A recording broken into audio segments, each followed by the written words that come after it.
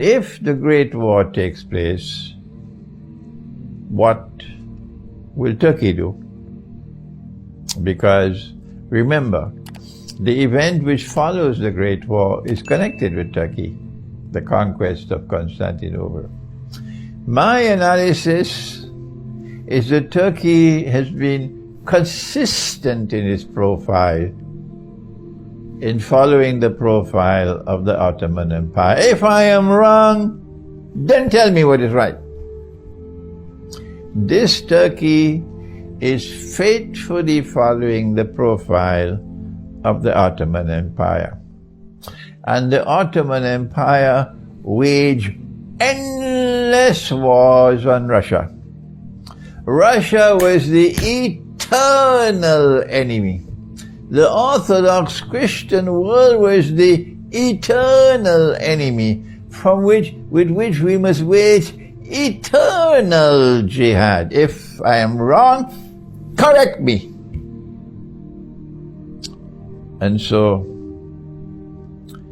I expect, in fact, I am confident that when the Great War takes place, Turkey will fight faithfully with NATO. If I am wrong, I am saying to you, come forward and correct me. Challenge me if you wish to, because this is the time that come for the truth to be proclaimed. We don't have time anymore for wish-washing. We are now at a strategically located moment in history, and this is the time for the voice of truth to be proclaimed fearlessly and loudly, koi parwa nahi. So I am confident in my analysis that I am correct, that in that war which is coming, Turkey will fight with NATO against Russia. Good. What will be the consequence for Turkey? Answer: Turkey will be destroyed. Turkey cannot stand up to Russia. NATO will be defeated. If NATO will be defeated, and this is Surah Rahman of the Qur'an, Surah Rahman of the Qur'an, سَنَفْرُغُ لَكُمْ أَيُّهَا الثَّقَلَانِ, I'm going to deal with you, says Allah in the Qur'an, both of you, laden with sin. Who are the two? Ya ma'ashar al-jinni wal-ins. That's the answer. Ya ma'ashar al-jinni wal-ins. The world of people who are evil and the world of these demons who are evil, who are in league, in collaboration, in alliance with each other, the jinn. سَنَفْرُغُ لَكُمْ أَيُّهَا الثَّقَلَانِ. I am going to deal with both of you. And that's what's going to happen in the Great War. Allah will intervene in this Great War. And a Russia which is returning to her Orthodox Christian heart, and a Russia which is sincerely trying to follow Jesus, Nabi Isa alayhi salam, will be helped by Allah, because Allah promised them 2 victories. He says that in Surah Al-Rum, that there are 2 victories. Lillahi al-amr. Lillahi al-amr. It is Allah who decides. It is His authority which is supreme. Min qabl wa min ba'd. On both occasions, it is Allah's authority which will deliver victory to Rome. And Rome is Constantinople. You can do what you want. You can jump in the Red Sea if you want. You cannot challenge that. Rome is Constantinople. Get lost with your bogus jihad, your bogus scholarship. I'm telling you to your faces now, get lost with your bogus scholarship. Rome in the Quran is Constantinople. You can't change that. I'm sorry my voice has to be raised like this. And my words has to be like bullets, because they wouldn't listen to me. Their arrogant scholarship, they believe they're right. But the Quran gives knowledge. Knowledge, supreme truth, absolute truth is in the Qur'an, and I'm inviting them to the Qur'an. I'm teaching the Qur'an to them, but they would not listen. That's their arrogance. Truth in the Qur'an will prevail. Allah has promised 2 victories to whom, whether they like it or they don't. Allah has promised 2 victories to whom, before and after. And before and after invites us to think the language. There must be something in between, in the context of which this is before and that is after. And I have offered an answer in my book. Which book?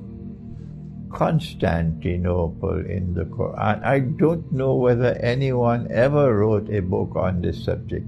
The first victory was in the time of Nabi Muhammad alayhi salatu wasalam. The Constantinople which was victorious in the time of the Prophet alayhi salatu wasalam, because of Allah's help, listen to me, it was a Constantinople which for the last 300 years was still believing in the Trinity. And for the last 300 years was worshipping Jesus as God and the Son of God. And yet Allah helped them. And yet they were victorious. And when they were victorious, we celebrated. Not only we, even Nabi Muhammad alayhi salatu wasalam celebrated. I know some of you are angry with Allah. I know some of you have more knowledge in your heads than Allah in the Quran. But you get lost. Get lost. You can't stand up in the way of truth. Truth will destroy you. Truth will throw you to the wilderness. And this is truth from the Quran. So you better listen to me now before it's too late for you. The Constantinople which was victorious at the time of the Prophet ﷺ was a Constantinople which already had embraced the Trinity and was worshipping Jesus, the Son of God. And when the second victory is to come, it will still be a Christian people. And they'll still be worshipping Jesus as the Son of God and embrace the Trinity. That second victory, this is my opinion. You don't have to agree with me. You should only accept my opinion when you're convinced that I am correct. I don't want brainwash people following me and students. I don't want that.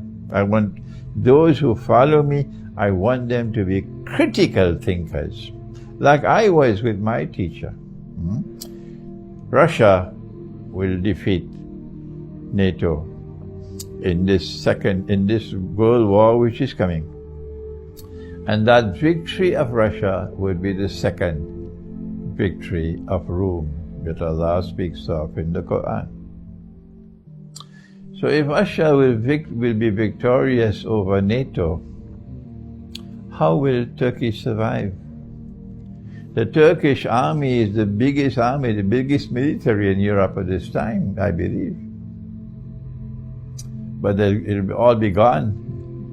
It will all be gone, it will be finished. Russia will finish it in the war which is coming, provided that Turkey fights with NATO. I don't see any possibility at all of Turkey departing from its Ottoman profile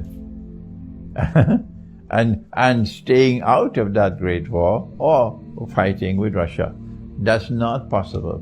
The Ottoman profile is eternal hatred for Russia and eternal hatred for the Orthodox Christian people. The conquest of Constantinople by a Muslim army, prophesied by Nabi Muhammad alayhi salatu wasalam, will take place after the Great War. And that conquest of Constantinople by a Muslim army, praised by the Prophet ﷺ, and the commander is praised, لَتَفْتَحَنَّ الْقُنْسْتَنْتِنِيَّةِ وَلَنِعْمَ الْأَمِيرُ آمِرُهَا وَلَنِعْمَ الْجَيْشُ ذَلِكَ الْجَيْشُ. That army will be able to conquer Constantinople. Why? because NATO won't be around at that time. And the Turkish army will not be around at that time. I am doing this video to convey this news to you for the first time. I never did it before. This is the bad news, because you put so much hope in Turkey because you were brainwashed by the Ottoman Empire. You must wake up and begin to be able to think and use the Qur'an as your primary source of knowledge, the way I am able to do it, because I am faithful to the Qur'an. I always pray to Allah to give me that knowledge, and He has given to me knowledge. I can't hide it. So I'm able to get away from the brainwashing. Yes, there's much that the Ottoman Empire did that I was always pleased with, and I've spoken about it. But this part of the Ottoman Empire has to be revealed, that they work consistently to sabotage the end-time friendship and alliance between the Ummah of Nabi Muhammad ﷺ and the Ummah of Nabi Isa ﷺ, the followers of Jesus.